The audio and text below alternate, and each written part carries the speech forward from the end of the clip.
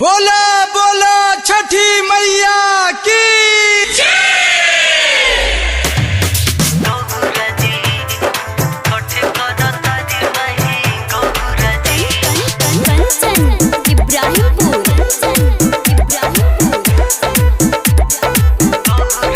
संगे संगे चहली ना रौरा जी देखी छठे करता दी माही गौरा जी। संगे संगे चहली ना रौरा जी देखी छठे करता दी माही गौरा जी। पेन्ही के पियरी बान्ही के पगड़ी ले ले महादेव दौरा जी। संगे संगे चहली ना रौरा जी देखी छठे करता दी माही गौरा जी। संगे संगे चहली ना रौरा जी देखी छठे करता दी माही गौरा जी।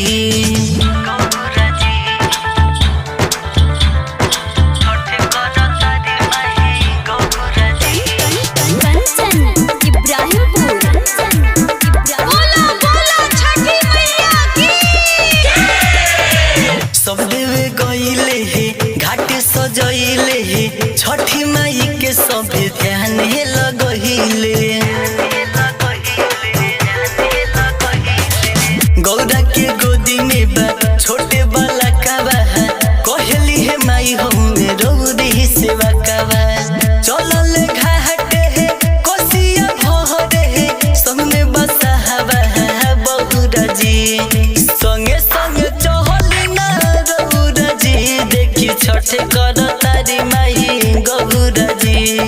संगे संगे चहली ना रौरा जी देखी छठे करता दी माई गौरा जी।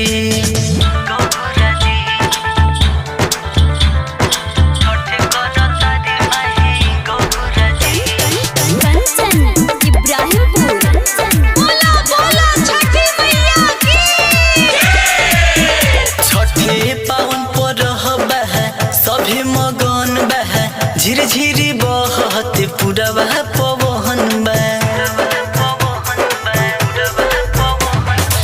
देवलो भीन के शरण में आवे महिमा छठी माही के नारद सुनावे।